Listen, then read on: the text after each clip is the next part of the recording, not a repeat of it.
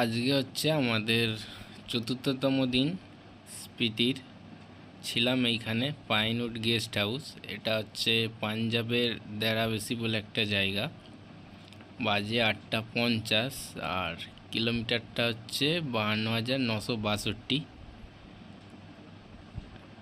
এখানে থাকার একটা কারণ আছে, সেটা আমি বলছি। চণ্ডীগড় থেকে এই জায়গাটা প্রায় 12 কিলোমিটার আগে। আর যাতে চণ্ডীগড় আমি না যাই, একটা শর্টকাট নেব, যেটা হচ্ছে পাঞ্জাব থেকে হরিয়ানার একটা জায়গা। রোডটার নাম হচ্ছে রামগড়। এই শর্টকাটটা নিয়ে আমি কালকা হয়ে সিমলার দিকে যাব বসো। সেই কারণেই আমি চণ্ডীগড় ঢুকিনি কালকে। আজকে এইখান থেকেই যাব। আর যে গেস্ট হাউসটায় ছিলাম সস্তায় পেয়েছি, 700 টাকা নিয়েছে। বেশ পরিষ্কার পরিচ্ছন্ন, নতুন হচ্ছে। আর এদের এই সামনে একটা আছে, এই বাঁদিকটায়, এখানেও এদের একটা বড় হোটেল বা গেস্ট হাউস বানাচ্ছে। বাইকটা এইখানেই রেখেছিলাম কাল রাতে, পার্কিংটার সামনেই। ওর গেটও আছে, ক্যামেরাও আছে, কোনো ভয় নেই। আর এখানে আসার সময় কাল দুটো পাঞ্জাবি দাদা আমাদের একটু হেল্প করেছে। একদম হোটেলের সামনে প্রায় 5-7 মিনিট আমাদের সঙ্গে এসে একেবারে এই জায়গাটায় ছেড়ে দিয়ে গেছে। জানাশোনায় ওনাদের কমিশন ফমিশন আছে বলে মনে হলো না কথা বলে। Welcome to Chandigarh, the city beautiful. আর আমাদের হয়ে গেছে বড় ভুল।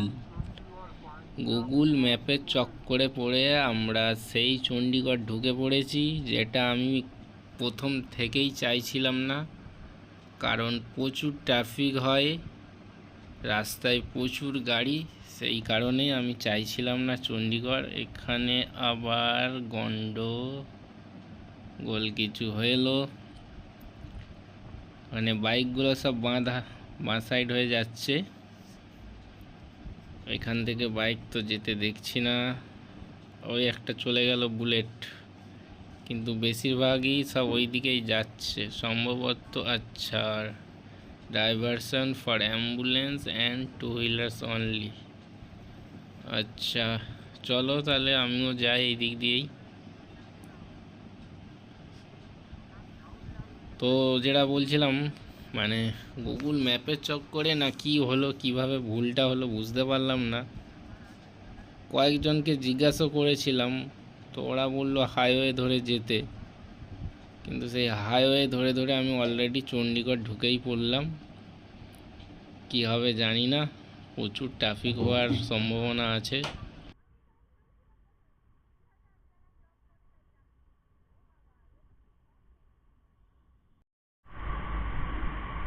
কত বাইক দেখো খালি, শুধু অত্যাধিক বাইকের জন্যই মনে হচ্ছে বাইকের লেন আলাদা করেছে। অত্যাধিক বাইক, অত্যাধিক। তো এটা হচ্ছে পাঁচকুলা ওল্ড বাস স্টপ। আমাদের কথা ছিল ওই সাইডটা দিয়ে আসার, ওই সাইডটা হয়ে। ওইটা হচ্ছে হিমালয়ান এক্সপ্রেসওয়ে, যেটা জিরাকপুর থেকে রাইট সাইড আসছে, মানে আম্বালার ওই সাইড থেকে আসলে, বা দেরাবসি যেখানে ছিলাম। আমাদের ভুলটা হয়েছে অনেক বড় ভুল, মানে কিভাবে হলো ম্যাপের চক্করে না কি বুঝলাম না। অনেকটাই লেট হয়ে গেছে আমাদের।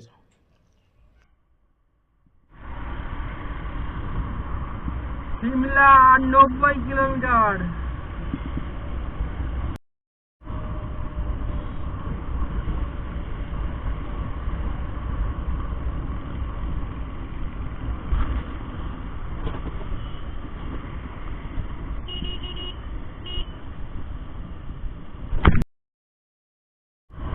ফাইনালি পাহাড় শুরু হয়ে গেল।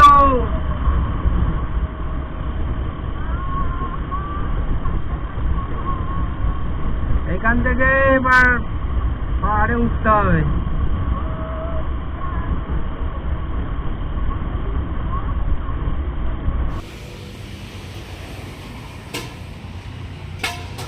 ক্যাস্টল পাওয়ার ওয়ান আলটিমেট, এটা আমি গত প্রায় 3-4 বছর ব্যবহার করছি। 3.5 থেকে 4,000 চালাই। এবারে 4,000 হয়ে গেছে, নাহলে প্রায় 3.5-এর মধ্যেই চেঞ্জ করে দিই, 3 থেকে 3.5-এর মধ্যে। কাল থেকে চেঞ্জ করবো করে হয়নি, আজকে পাহাড়ে ওঠার আগেই চেঞ্জ করে নিচ্ছি। 1 লিটার।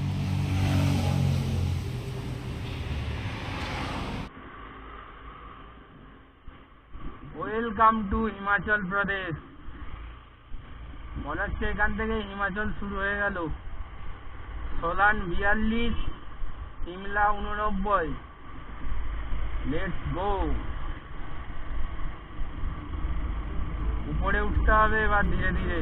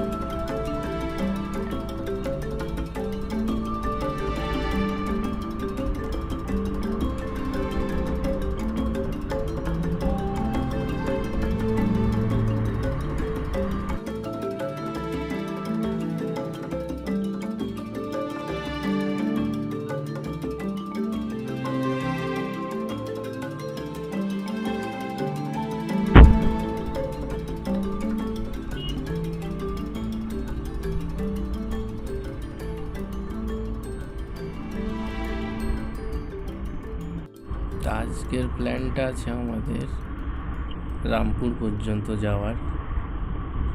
বেশিরভাগ জায়গাতেই এরকম ডবল ওয়ে থাকলেও সিঙ্গেল ওয়ে দিয়েই যাচ্ছি, কারণ বাঁ দিকেরটা প্রায় জায়গাতেই ধস নেমে বন্ধ হয়ে আছে, রাস্তার কাজ চলছে। বর্ষার সময় হিমাচলে প্রচুরই ধস নেমেছিল, আমরা অনেকেই জানি, যেটা পাহাড়ে হয়ে থাকে স্বাভাবিক। চলো, পাহাড় শুরু আজ থেকেই।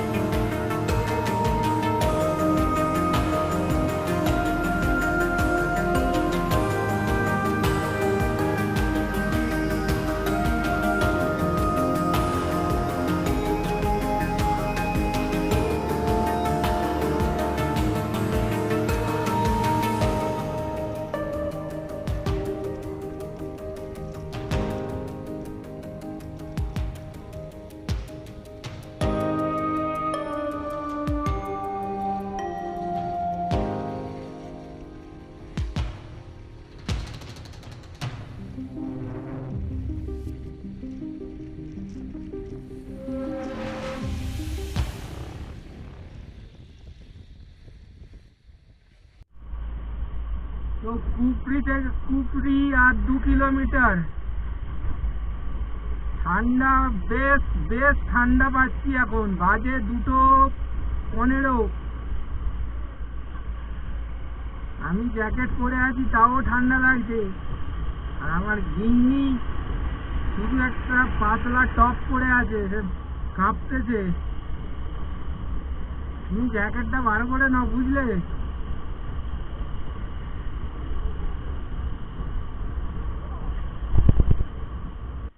নারকান্ডা 48, রামপুর 114, কুলপি আর 0.03 কিলোমিটার সোজা যেতে হবে রামপুর।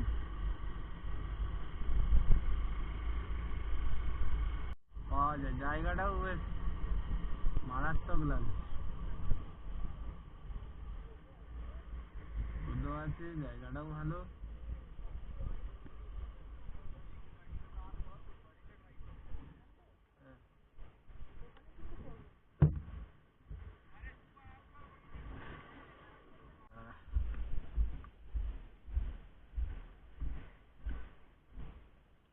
দেখছো জায়গাটা?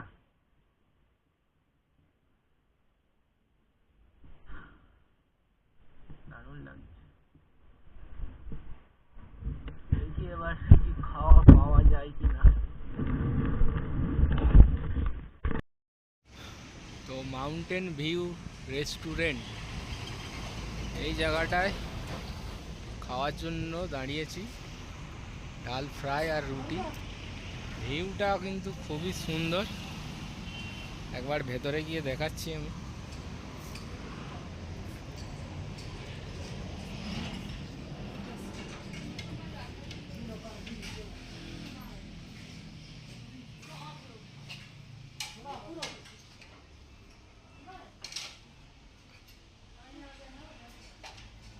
বাইরের ভিউটা ঠিক এইরকম, খুব সুন্দর ভিউ। সাতটায় যেতে পারলে আরো ভালো লাগবে।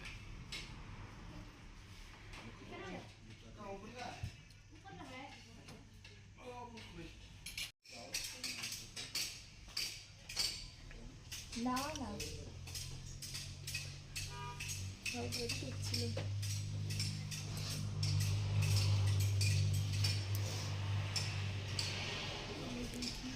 আমাদের চলে এসেছে ডাল ফ্রাই রুটি। বাইরেটা এরকম, এটাই হোটেলের ছাদটা। দেখবো একবার যাওয়া যায় কিনা।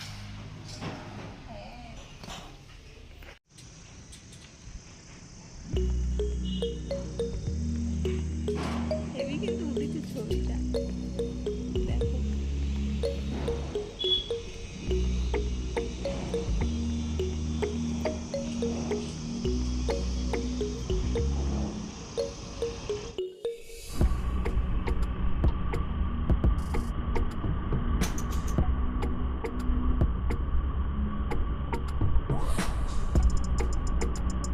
বাজে এখন 4টে। আমরা যাচ্ছি রামপুর। রামপুর এখনো এখান থেকে 98 কিলোমিটার। কতটা কি সময় লাগবে বলা যাচ্ছে না। রামপুরে থাকলে আমার খুব সুবিধা হবে। স্কুল আর কলপাটা ঘুরে আমি নাকর দিকে বেরিয়ে যাব।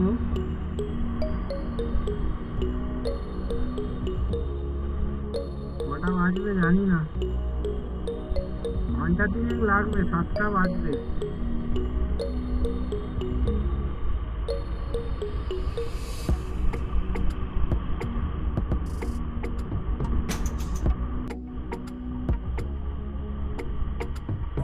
ঠান্ডা, বেশ ঠান্ডা এখন।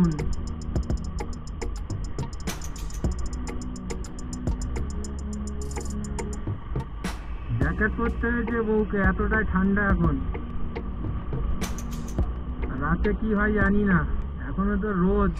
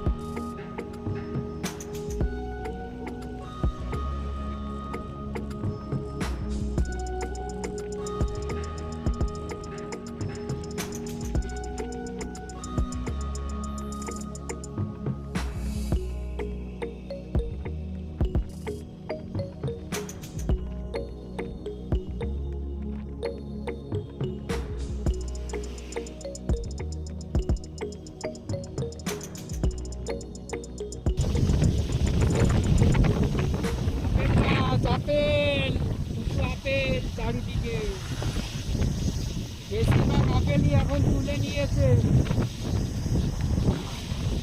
গাছে দুটো একটা করে গাছে আপেল আছে।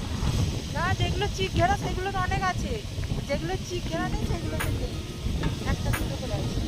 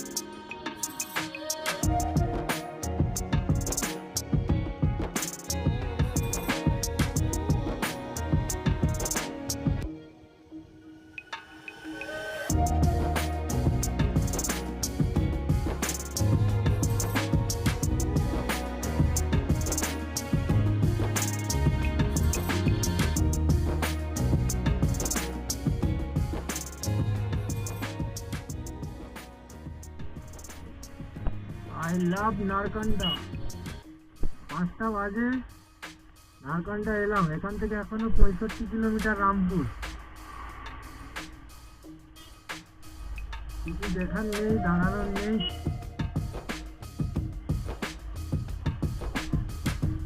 রাস্তা দিয়ে শুধু চলে যাচ্ছি। এখানে কি সব লেখা আছে যে রামপুর 66 কিলোমিটার, বাঁ দিকে রেকংসিও 166, ফু 216।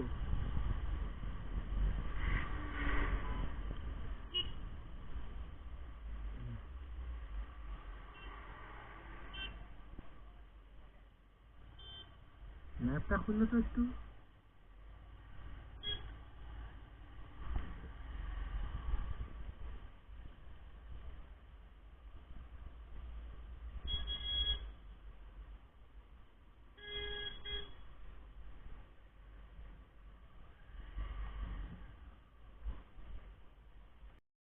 তো একটু ডাউট লাগার জন্য এখানটায় দাঁড়াচ্ছি, একবার ম্যাপটা চেক করব, কারণ ওই সামনে একটা রাস্তা যাচ্ছে, ওটা একবার দেখে নিচ্ছি।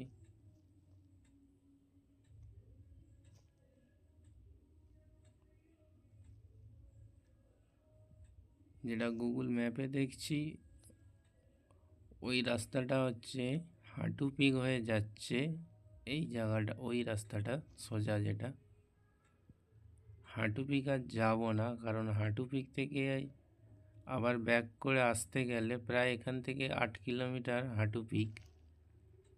হাঁটু পিক থেকে এখানে আসতে গেলে ঘুরে মোটামুটি 1 থেকে 1.5 ঘন্টা ওখানে সময় চলে যাবে। যেহেতু এখন 5টা বেজে গেছে, তাই আমাদের রামপুর যেতে অনেক আরও দেরি হয়ে যাবে। এমনি 7টা 7:30 তো বাজবেই। মোটামুটি এখনও 65-66 কিলোমিটার রাস্তা এখান থেকে। ভাইয়া রামপুর ইধার है ना? ওকে, থ্যাংক ইউ। চলো, এই যে ছোট 4 চাকাটা যাচ্ছে ওইটা, ওই রাস্তাটাই যাচ্ছে হাঁটু পিক, হাঁটু মাতা মন্দির। আর ওই দিক থেকেও ঘুরে ঘুরে এই মেন রোডের রাস্তাটা উঠছে, সেটা অনেকটাই ঘোরা রাস্তা, কেমন জানি না।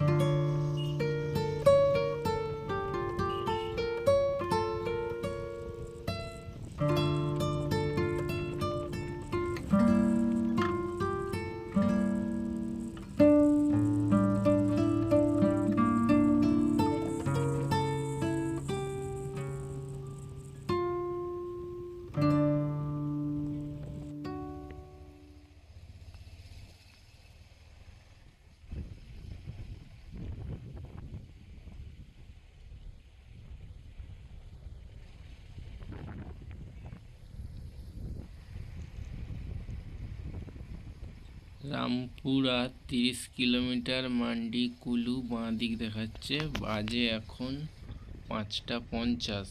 এখনও প্রায় 1 ঘন্টা তো লাগবেই রামপুর যেতে। আর এখান থেকে একটা রাস্তা বাঁ দিক, যেটা দেখলাম বোর্ডে, ওটা হচ্ছে কুলু মানালির দিকে যাচ্ছে, মান্ডি। তো এটা হচ্ছে সুতলেজ রিভার বা শতদ্রু নদী। খুব সুন্দর জায়গা থেকে এই জায়গাটায় দাঁড়িয়ে পড়েছি। প্রায় 6টা 10-এর মতো বাজে এখন। এই নদীটা হচ্ছে কৈলাস ওখানে যে মানস সরোবর আর রাক্ষসতল বা রাক্ষস লেক, সেখান থেকে এর উৎপত্তি। এটা পাকিস্তান পর্যন্ত গিয়েছে। পাকিস্তানের পাঞ্জাব প্রদেশ এরকম কিছু একটা নাম আছে। প্রায় 1500 কিলোমিটার লম্বা নদীটা। আরও আমাদেরকে একটু আগে যেতে হবে, তাই বেশিক্ষণ আর দাঁড়াবো না এখানে। চলো।